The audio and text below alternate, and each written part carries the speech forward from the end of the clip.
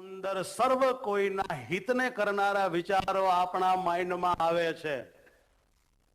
આખા દેશને સુચારુ રીતે ચલાવી સ્વચ્છ ભારત, સ્વસ્થ ભારત, સમૃદ્ધ ભારત, ઉન્નતિકર ભારત, પ્રગતિકર ભારત અને સુખરૂપ ભારતની જે આપણા મોદીભાઈમાં જે અંદર જે કલ્પનાઓ ઉઠી રહી છે એ ખરેખર પરમાત્માનો અને સાધુ સંતોનો એમના ઉપર હાથ છે.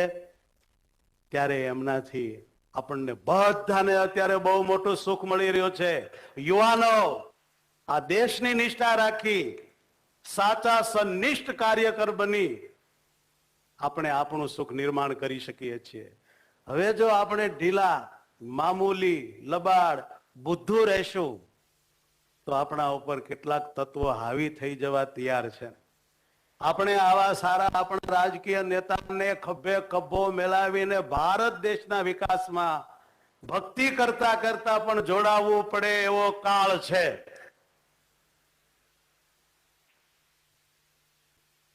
મારું આપ સૌ યુવાનોને સૂચન છે કે તમે બધાય પણ થોડા દિવસ કદાચ માળા નહીં કરો પણ દેશની ઉન્નતિના કાર્યમાં જોડાઈને સારા માણસોને સાથ આપી તમારી શક્તિ, તમારી બુદ્ધિ, તમારી સંપત્તિનો ઉપયોગ કરશો તો આપણે પાછા આગામી અનેક વર્ષો સુધી નિર્વિઘ્ન આનંદ સાથે ભક્તિ કરી શકશું. આપણી સંસ્કૃતિ બચાવવી હોય, આપણા મંદિરો બચાવવા હોય, આપણી આધ્યાત્મિક ધરોહર બચાવવી હોય તો સારું રાજકીય પીઠબળ જોશે અને એ યુવાનો દ્વારા જ પૂરું પાડી શકાશે. માટે આપ સર્વ કોઈ યુવાનોને ભગવત ભક્તિ કરતા કરતા દેશભક્તિ કરવાની પણ મારી પ્રેરણા છે. જે સુઝાવો આપણી સરકાર આજ આપણને આપણા કલ્યાણ માટે, દેશની ઉન્નતિને માટે આપી રહ્યા છે એને આપણે ફોલો કરીએ, સાથ દઈએ. સબકા સાથ, સબકા વિકાસ, સબકા વિશ્વાસ. આપણા નરેન્દ્રભાઈના બધા સૂત્રો બધે જ અત્યારે સાર્થક થઈ રહ્યા છે. અયોધ્યા હોય, કાશી હોય, મથુરા હોય, જ્ઞાનવાપીની વાત હમણે પાટીલ સાહેબે કરી. આપણે સમજીએ છીએ આપણી એકતા વિના આપણે સુખી રહી શકવાના નથી અને આવા સાચા રાજકીય પુરુષોના સાથ સહકાર અને બળ વિના આપણે સુરક્ષિત રહી ના શકીએ. માટે સબકા સાથ, સબકા વિકાસની ભાવનામાં આપણે જોડાઈ જઈએ. આપણા નરેન્દ્રભાઈ અત્યારે આ માહોલ જોઈ રહ્યા છે, ઉપસ્થિત થયા છે. આપણે એમનો ખૂબ લાભ લેવો છે અને ભગવાનને પ્રાર્થના કરવી છે કે નરેન્દ્રભાઈ અને આ રાજકીય પુરુષોનું પરમાત્મા સ્વામિનારાયણ ભગવાન સ્વાસ્થ્ય સારું રાખે. એટલું કહીને મારી વાણીને વિરામ આપું છું. સૌને જય સ્વામિનારાયણ. જય સ્વામિનારાયણ. બોલો સ્વામિનારાયણ ભગવાન કી જય. રામચંદ્ર ભગવાન કી જય. કૃષ્ણ કનૈયા લાલ કી જય. આપણા આદરણીય માનનીય ભારતના પ્રધાનમંત્રી નરેન્દ્રભાઈ મોદી સાહેબ આપણી વચ્ચે વર્ચ્યુઅલ ઉપસ્થિત છે. આપણે ફરી એક વખત ભારતનો ધ્વજ લહેરાવી એમનું ખૂબ ખૂબ સ્વાગત અને અભિવાદન કરીશું. વાલા ગુરુજીએ, પરમ પૂજ્યપાદ આપણા મોક્ષદાતા ગુરુજી સદગુરુ શ્રી જ્ઞાન જીવન દાસજી સ્વામી કુંડલ ધામ વાળાએ આપણને જે ટકોર કરી છે એને આપણે જીવનમાં આત્મસાત કરીશું. અને હવે જેમણે ભારત દેશની આન બાન અને શાન વિશ્વના ખૂણે ખૂણે પહોંચાડી છે એવા આપણા ગુજરાતના પનોતા પુત્ર ભારતના પ્રધાનમંત્રી નરેન્દ્રભાઈ મોદી સાહેબનો આપણે બધા જ લાભ લેવા માટે તત્પર બનીએ. આજ હજારો યુવાનો અહીંયા બેઠા છે, હજારો યુવતીઓ, કિશોર કિશોરીઓ છે અને લાખોની સંખ્યામાં નેટના માધ્યમથી દુનિયાભરમાં સાંભળી રહ્યા છે. ત્યારે સ્વામિનારાયણ મંદિર કારેલીબાગ વડોદરાના આંગણે ચાલી રહેલા સંસ્કાર શિબિરમાં હવે આપણે બધા લાભ લઈશું. ભારતના આદરણીય પ્રધાનમંત્રી શ્રી મોદી સાહેબને હું એમને વિનંતી કરું તેઓ એમની હાર્દિક ભાવનાઓ આપણી સૌની વચ્ચે અભિવ્યક્ત કરશે. શ્રી પ્રધાનમંત્રી શ્રી મોદી સાહેબ.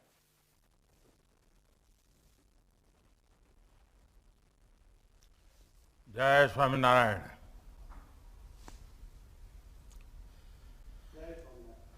कार्यक्रम में उपस्थित पूज्य श्री ज्ञान जीवन दास जी स्वामी भारतीय जनता पार्टी के गुजरात प्रदेश के अध्यक्ष और संसद में मेरे साथी श्रीमान CR पाटिल, गुजरात सरकार में मंत्री मनीषाबेन, विनू भाई, सांसद रंजन बहन, वडोदरा के मेयर केयूर भाई, सभी गणमान्य अतिथिगण, पूज्य संतगण, उपस्थित सभी हरिभक्त, देवी और सज्जनों और विशाल संख्या में मेरे सामने युवा पीढ़ी बैठी है। ये युवा झोम, युवा जुस्सा, युवा प्रेरणा, आप सबको मेरा प्रणाम। जय स्वामीनारायण। मुझे खुशी है कि संस्कार अभ्युदय शिविर के इस आयोजन में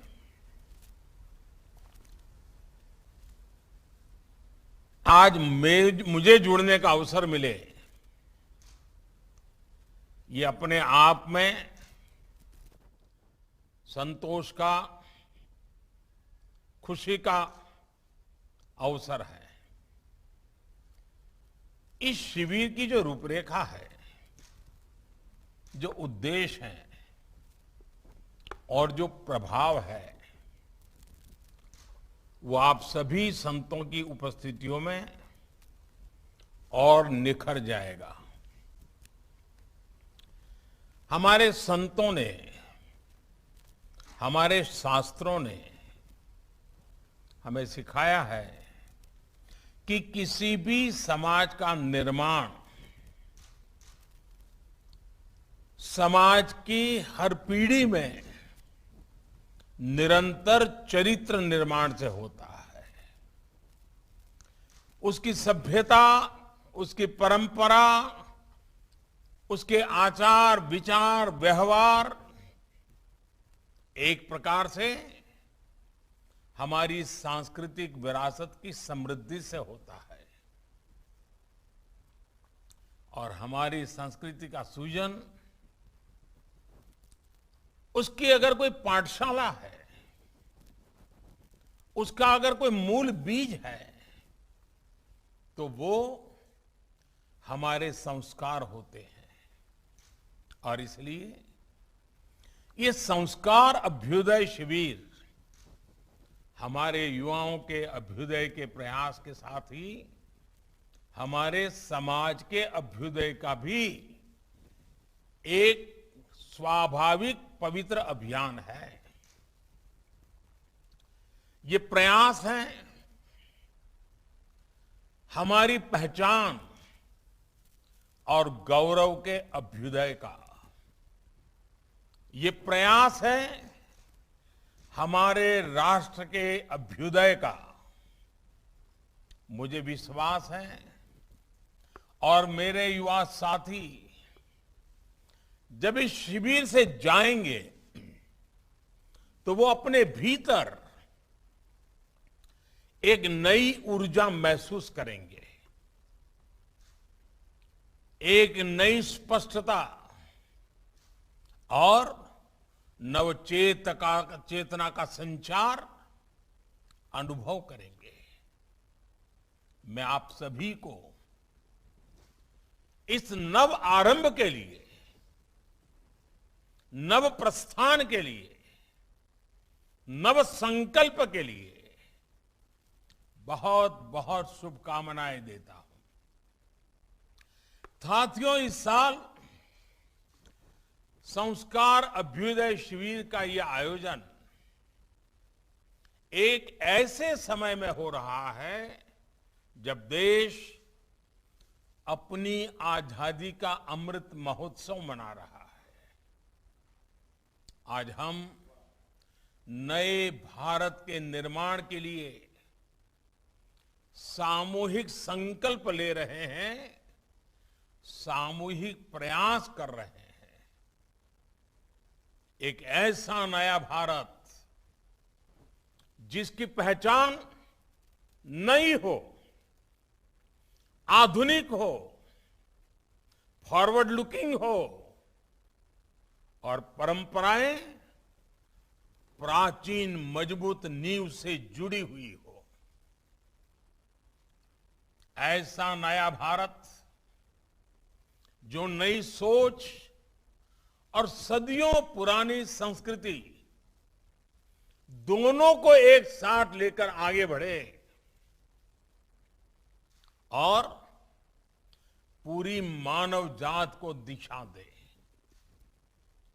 आप किसी भी क्षेत्र को देखिए, जहां चुनौतियां होती हैं, भारत वहां उम्मीद से भरी संभावनाएं लेकर प्रस्तुत हो रहा है। जहां समस्याएं हैं, भारत वहां समाधान पेश कर रहा है। कोरोना काल के संकट के बीच दुनिया को वैक्सीन और दवाइयां पहुंचाने से लेकर बिखरी हुई सप्लाई चेन्स के बीच आत्मनिर्भर भारत की उम्मीद तक, वैश्विक अशांति और संघर्षों के बीच शांति के लिए एक सामर्थ्यवान राष्ट्र की भूमिका तक भारत आज दुनिया की नई उम्मीद है। दुनिया के सामने क्लाइमेट चेंज ऐसे खतरे मंडरा रहे हैं, तो भारत सस्टेनेबल लाइफ के अपने सदियों पुराने अनुभवों से भविष्य के लिए नेतृत्व कर रहा है। हम पूरी मानवता को योग का रास्ता दिखा रहे हैं, आयुर्वेद की ताकत से परिचित करवा रहे हैं। हम सॉफ्टवेयर से लेकर स्पेस तक एक नए भविष्य के लिए तत्पर देश के रूप में उभर रहे हैं। साथियों, आज भारत की सफलता हमारे युवाओं के सामर्थ्य का सबसे बड़ा सबूत है। आज देश में सरकार के कामकाज का तरीका बदला है, समाज की सोच बदली है और सबसे खुशी की बात यह है कि जन भागीदारी बढ़ी है। जो लक्ष्य भारत के लिए असंभव माने जाते थे, अब दुनिया भी देख रही है कि भारत ऐसे क्षेत्रों में कितना बेहतर कर रहा है। स्टार्टअप वर्ल्ड में भारत का बढ़ता हुआ कद भी इसका उदाहरण है। आज भारत दुनिया का तीसरा सबसे बड़ा स्टार्टअप इकोसिस्टम है। इसका नेतृत्व हमारे युवा ही कर रहे हैं। साथियों, हमारे यहां कहा जाता है, शुद्ध बुद्धि और मानवीय संस्कार अपने साथ साथ दूसरों का भी कल्याण करते हैं। अगर बुद्धि शुद्ध है तो कुछ भी असंभव नहीं, कुछ भी अप्राप्य नहीं। इसलिए स्वामीनारायण संप्रदाय के संत संस्कार अभ्युदय कार्यक्रमों के जरिए स्वनिर्माण, चरित्र निर्माण, इसका इतना बड़ा अनुष्ठान चला रहे हैं। हमारे लिए संस्कार का अर्थ है शिक्षा, सेवा और संवेदनशीलता।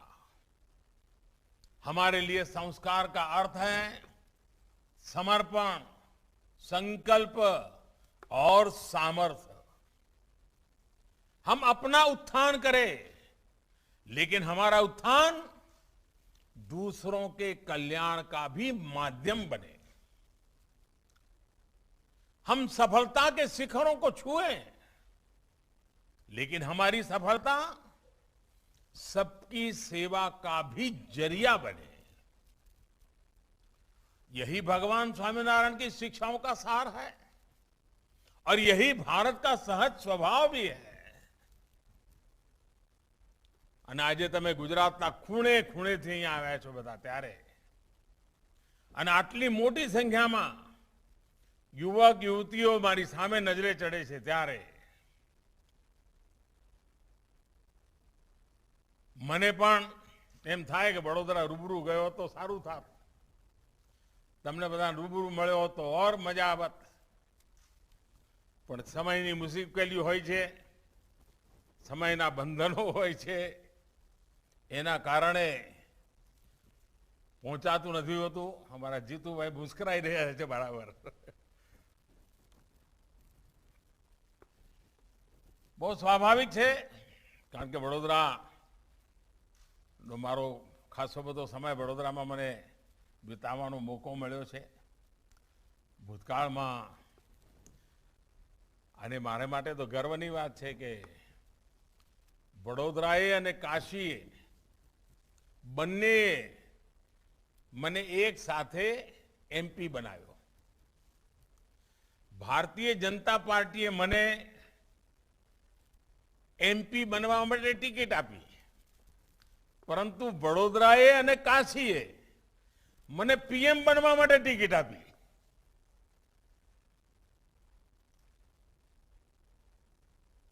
એટલે આપ કલ્પના કરી શકો છો કે વડોદરાનો નાતો કેવો રહ્યો છે। અને જ્યારે વડોદરાની વાત આવે એટલે અનેક બધા દિગ્ગજોની યાદ આવે। અમારા કેશુભાઈ ઠક્કર, અમારા જમનાદાસ, અમારા દત્તાભાઈ કોટી, શરદભાઈ ભોસેકર, કૃષ્ણકાંતભાઈ શાહ, અમારા સાથી નલિન ભટ્ટ, મકરણભાઈ દેસાઈ, બાબુભાઈ ઓઝા, અમારા રમેશભાઈ ગુપ્તા, અનેક ચહેરા અમારી સામે તરવરે છે। અને એની સાથે સાથે યુવાન ટીમ જેમની જોડે મને અનેક વર્ષો સુધી કામ કરવાનો મોકો મળ્યો, એ પણ આજે ખૂબ ઉચ્ચ પદો પરથી વડોદરાની અને ગુજરાતની સેવા કરી રહ્યા છે। અને હંમેશા વડોદરા તો સંસ્કાર નગરી તરીકે ઓળખાયું છે। વડોદરાની ઓળખ જ સંસ્કાર નગરી, અને એ સંસ્કાર નગરીમાં સંસ્કાર ઉત્સવ થાય તો સ્વાભાવિક છે। અને તમને બધાને યાદ હશે વડોદરાવાળાને, બહુ વર્ષો પહેલા વડોદરામાં મેં એક ભાષણ કર્યું હતું, શાયદ પબ્લિક સ્પીચ જ હતી, અને એમાં મેં સ્ટેચ્યુ ઓફ યુનિટીનું વર્ણન કર્યું હતું। ત્યારે તો સ્ટેચ્યુ ઓફ યુનિટી હજુ તો કલ્પના જગતની અંદર કામ ચાલતું હતું। અને એ વખતે મેં કહ્યું હતું કે જ્યારે આ સ્ટેચ્યુ ઓફ યુનિટી બનશે અને દુનિયાની આકર્ષણનું કેન્દ્ર બનશે, એ વખતે વડોદરા એની મૂળભૂત ભૂમિ બની જશે। વડોદરા સ્ટેચ્યુ ઓફ યુનિટીનો મૂળ આધાર બની જશે। આ મારું વર્ષો પહેલાનું એક ભાષણ વડોદરામાં છે। અને આજે સમગ્ર મધ્ય ગુજરાતમાં ટુરિઝમની આખી ઇકોસિસ્ટમ એનું કેન્દ્ર બિંદુ વડોદરા બની રહ્યું છે। જે રીતે પાવાગઢનું પુનર્નિર્માણ ચાલી રહ્યું છે અને માં કાલીના આશીર્વાદ આપણને મળી રહ્યા છે, મારી પણ ઈચ્છા છે આવનારા થોડા દિવસોમાં ક્યારેક માં કાલીના ચરણોમાં માથું નમાવા જરૂર આવીશ। પરંતુ ચાહે પાવાગઢ હોય કે અમારું સ્ટેચ્યુ ઓફ યુનિટી હોય, આ બધી જ બાબતો આ વડોદરાની સંસ્કાર નગરીનો એક નવીન વિસ્તાર સમજ લો। ઔદ્યોગિક રીતે પણ આજે વડોદરાની ખ્યાતિ જુઓ.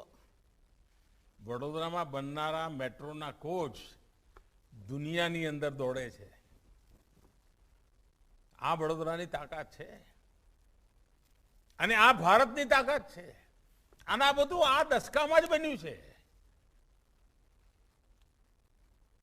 કેવી તેજ ગતિથી આપણે નવા નવા ક્ષેત્રો સર કરી રહ્યા છીએ. પણ આજે જ્યારે નવજવાનો પાસે આવ્યો છું ત્યારે અને હમણાં પૂજ્ય સ્વામીજી એક વાત કરી. એમણે કહ્યું કે માળા કોઈ વાર ન થાય તો ન કરતા, પણ દેશનું કામ ક્યારેય બાજુ ના મૂકતા.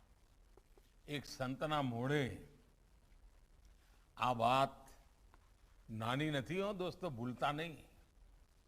એનો અર્થ કે માળા છોડવાનું નથી કહ્યું એમણે, પણ મહાત્માએ બતાવ્યું છે કે દેશ માટે કંઈક કરવું એનું મહાત્મય. હવે ઘણીવાર એમ થાય આ આઝાદીનો અમૃત મહોત્સવ છે, આપણા નસીબમાં દેશ માટે મરવાનું કઈ સૌભાગ્ય જ ન મળ્યું, પણ દેશ માટે જીવવાનું સૌભાગ્ય તો મળ્યું જ છે ભાઈ. દેશ માટે જીવવું પડે, કંઈક ને કંઈ દેશ માટે કરવું જોઈએ. અને દેશ માટે કરવાનું એટલે નાની નાની ચીજોથી થતું હોય છે. માની લો કે હું તમને બધાને એક વિનંતી કરું અને હું ઈચ્છું કે આપણા સંતો મારી આ વાતને બરાબર દર અઠવાડિયે પૂછપરછ કરે, સતત એમને યાદ કરાવે. અને અમારા કુંડલ ધામના જેટલા હરિભક્તો હોય, હિન્દુસ્તાનમાં હોય, ગુજરાતમાં હોય, દુનિયામાં હોય, કમસે કમ ગુજરાતમાં અને હિન્દુસ્તાનમાં એક કામ કરી શકીએ કે આ આઝાદીના અમૃત મહોત્સવ દરમિયાન 2023-15 ઓગસ્ટ સુધી, વધારે હું નથી કહેતો, 2023-15 ઓગસ્ટ સુધી આ સંસ્કાર અભ્યુદય શિબિરમાં જે આવ્યા છે એ અને એમના મિત્રો અને એમના પરિવારજનો નક્કી કરીએ કે આ એક વર્ષ આપણે રોકડથી કોઈ વહીવટ જ નહીં કરીએ, ખરીદી પણ નહીં કરીએ, વેચાણ પણ નહીં કરીએ, ડિજિટલ કરીશું. ડિજિટલ કરન્સીનો જ ઉપયોગ કરીશું, મોબાઈલ ફોનથી જ પેમેન્ટ કરીશું, મોબાઈલ ફોનથી જ પૈસા લઈશું. આપ વિચાર કરો કે તમે કેવડી મોટી ક્રાંતિ લાવી શકશો. જ્યારે તમે શાકભાજી વાળા પાસે પણ લેવા જશો કે ભાઈ હું તો ડિજિટલ પેમેન્ટ આપીશ, તો શાકભાજી વાળો બી શીખશે કે ભાઈ આ ડિજિટલ કેવી રીતે પૈસા લેવાય છે. એ બી બેંકમાં ખાતું ખોલાવશે, એના બી પૈસા સારા કામ માટે વાપરવાના શરૂ થશે. એક નાનકડો તમારો પ્રયાસ કેટલાય લોકોની જિંદગીમાં મૂળભૂત પરિવર્તન લાવી શકશે. કરશો દોસ્તો? જરા હાથ ઉપર કરો તો મને દેખાય અહીંયા. એમને જરા આમ તાકાતથી બધા હતા, જય સ્વામિનારાયણ ધીમે ધીમે ચાલતું હશે. હા, હવે બીજું કામ, આ આઝાદીના અમૃત મહોત્સવમાં ઓછામાં ઓછા 75 કલાક, એક વર્ષમાં 75 કલાક, હું વધારે નથી કહેતો, 75 કલાક માતૃભૂમિની સેવા માટે કોઈને કોઈ કામ, ચાહે સ્વચ્છતાનું કામ લઈએ, ચાહે કુપોષણમાંથી બાળકોને મુક્ત કરાવવાનું કામ લઈએ, ચાહે પ્લાસ્ટિકના કચરાથી લોકો પ્લાસ્ટિક ન વાપરે, સિંગલ યુઝ પ્લાસ્ટિકમાંથી મુક્તિ મેળવે એનું અભિયાન ચલાવીએ. કોઈને કોઈ એવું કામ આપણે કરીએ અને આ વર્ષમાં 75 કલાક એના માટે આપી શકીએ. અને જ્યારે હું સ્વચ્છતાની વાત કરતો હોઉં, વડોદરાની અંદર વાત કરતો હોઉં, અને વડોદરા અને કાશી મારો નાતો એક સાથે રહ્યો, તો મને સ્વાભાવિક અત્યારે કાશીની વાત યાદ આવે. મેં જોયું કે જ્યારે હું સ્વચ્છતા અભિયાન ચલાવતો હતો તો કાશીમાં નાગાલેન્ડની એક દીકરી, તેમસુ તુલા એનું નામ, તેમસુ તુલા, આપણે ત્યાં ચિત્રલેખા એના માટે સરસ લેખ લખ્યો હતો. આ દીકરી થોડા વર્ષો પહેલા કાશીમાં ભણવા માટે આવેલી અને કાશીમાં એને રહેવાનું બધું આમ મજા આવવા માંડી. એ ઘણો સમય કાશીમાં રહી, નાગાલેન્ડથી આવી હતી. ઈસાઈ સંપ્રદાયમાં પૂજાપાઠ વિશ્વાસ કરનારી દીકરી હતી. પણ જરા સ્વચ્છતાનું અભિયાનનું આવ્યું તો એકલી એકલી કાશીના ઘાટ સાફ કરવા માંડી. ધીરે ધીરે ધીરે અનેક નવજવાનો જોડાતા ગયા અને લોકો જોવા આવતા હતા કે આ ભણેલા ગણેલા જીન્સના પેન્ટ પહેરેલા દીકરા દીકરીઓ આટલી બધી મહેનત કરે છે. અને પછી તો કાશી આખું જોડાવા માંડ્યું. આપ વિચાર કરો કે જ્યારે આપણે નાગાલેન્ડની એક દીકરી કાશીના ઘાટ સાફ કરતી હોય, મનમાં કલ્પના કરો કે અંતર મનને કેટલી મોટી અસર કરી જાય. અને આપણા જ્ઞાનજીવનદાસજી મહારાજે હમણાં જ કહ્યું કે ભાઈ સ્વચ્છતાની બાબતમાં આપણે નેતૃત્વ કરવું જોઈએ. આપણે આ જવાબદારી માથે લેવી જોઈએ. દેશભક્તિના આ જ બધા કામો છે. હવે તો હું પાણી બચાવું એમાં પણ દેશભક્તિ છે, હું વીજળી બચાવું એમાં પણ દેશભક્તિ છે. આઝાદીના અમૃત મહોત્સવમાં આપણા હરિભક્તોમાં કોઈ એવું ઘર ના હોય કે જે ઘરમાં એલઈડી બલ્બ ન વપરાતા હોય. તમે એલઈડી બલ્બ આવો એટલે ઉજળી તો લાઈટ તો સારું આવે જ, ખર્ચોય બચે, વીજળી પણ બચે. જન ઔષધિ કેન્દ્રો તમે જોયું હશે, આપણા ગુજરાતમાં અનેક જગ્યાએ જન ઔષધિ કેન્દ્રો છે. જે કુટુંબમાં કોઈ એક ડાયાબિટીસનો પેશન્ટ હોય ને, તો એ કુટુંબને મહિને 1000, 1200, 1500 રૂપિયાની દવાનો ખર્ચો થાય. હવે આપણો મધ્યમ વર્ગનો પરિવાર આ 1200-1500 રૂપિયા દર મહિને ક્યાંથી કાઢે? એટલે આપણે જન ઔષધિ કેન્દ્રો શરૂ કર્યા અને સારામાં સારી ગુણવત્તાવાળી દવા, જેનો ખર્ચો 1200-1500 રૂપિયા મહિને થતો હોય, માંડ કરીને 100-150 રૂપિયા એનું કામ પતી જાય ને એને પૂરતી દવા મળે. આના માટે જન ઔષધિ કેન્દ્રો ખોલ્યા છે. મારા નવજવાન સાથીઓ, મોદીએ તો આ કામ કરી લીધું, સરકારે તો કરી લીધું, પણ પેલા મધ્યમ વર્ગના કે ગરીબ માણસને ખબર નથી કે ભાઈ આ જન ઔષધિ કેન્દ્રો ખુલ્યા છે, એને લઈ જઈએ, એને સસ્તી દવા મળે, એને સમજાવીએ. તમને આશીર્વાદ આપશે કે નહીં આપે? અને આનાથી મોટા સંસ્કાર કયા હોય? એટલે એવા કામો આપણે જો સહજ રીતે કરીએ, દેશભક્તિ એમાં ભરપૂર છે ભાઈઓ. દેશભક્તિ માટે આનાથી કઈ જુદું કરીએ તો જ દેશભક્તિ, એવું નથી હોતું. આપણા સહજ જીવનમાં સમાજનું ભલું થાય, દેશનું ભલું થાય, અડોશી પડોશીનું ભલું થાય. હવે આપ વિચાર કરો, આપણે ત્યાં ગરીબ બાળકો કુપોષણમાંથી મુક્ત થાય, આપણું બાળક સ્વસ્થ હશે ને તો આપણું રાજ્ય, આપણો દેશ સ્વસ્થ બનશે. આનો આપણે વિચાર કરી શકીએ. મને ખુશીની વાત છે, હમણાં ગુજરાતમાં મોટું અભિયાન ચાલી રહ્યું છે પ્રાકૃતિક ખેતીનું. આ ધરતી માતા, ભારત માતા કી જય બોલીએ છીએ. આ ભારત માતા, આપણી ધરતી માતા, એની ચિંતા કરીએ છીએ. કેમિકલ ફર્ટિલાઇઝર યુરિયા અને આન તે નાખીને આપણે ધરતી માતાને ટૂંપો જ દેવા માંડ્યા છીએ. આ ધરતી માતાને આ કેટલી દવાઓ ખવડાવીશું? અને એનો ઉપાય છે પ્રાકૃતિક ખેતી. ગુજરાતમાં પ્રાકૃતિક ખેતીનું અભિયાન ચાલ્યું છે, ગાય આધારિત ખેતીનું અભિયાન ચાલ્યું છે. તમે બધા નવજવાનો એવા છો કે જેમનું કુટુંબ ખેતી સાથે જોડાયેલું છે, ગામડા સાથે જોડાયેલા કુટુંબના તમારામાંથી મોટા ભાગના લોકો છો. આપણે સંકલ્પ કરીએ કે આપણે હરિભક્ત છીએ, સ્વામિનારાયણ ભગવાનની સેવામાં છીએ, તો કમસે કમ આપણું કુટુંબ આપણા ખેતરમાં કોઈ કેમિકલ નહીં વાપરીએ, પ્રાકૃતિક ખેતી જ કરીશું. આ પણ દેશની ધરતી માતાની સેવા, એ તો ભારત માતાની સેવા. સાથીઓ, મારી અપેક્ષા આ છે કે સંસ્કાર આપણા જીવન વ્યવહાર સાથે જોડાયેલા હોવા જોઈએ. માત્ર વાણી અને વચન પૂરતા સંસ્કાર પૂરતા નથી. સંસ્કાર સંકલ્પ બનવા જોઈએ. સંસ્કાર સિદ્ધિ માટેનું માધ્યમ બનવા જોઈએ. મને વિશ્વાસ છે કે આજની આ શિબિરમાંથી અનેક આવા ઉત્તમ વિચારો લઈને તમે બધા જશો. જ્યાં જશો ત્યાં આઝાદીના અમૃત મહોત્સવમાં આ ભારત માતાની આ કરોડો કરોડો દેશવાસીઓની સેવાનો સંકલ્પ લઈને જશો. આપની વચ્ચે મને આવવાનો મોકો મળ્યો, વાતચીત કરવાનો મોકો મળ્યો. આપ સૌને અનેક અનેક શુભકામનાઓ. પૂજ્ય સંતોને મારા પ્રણામ. જય સ્વામિનારાયણ. જય સ્વામિનારાયણ સાહેબ. જય સાહેબ. આપની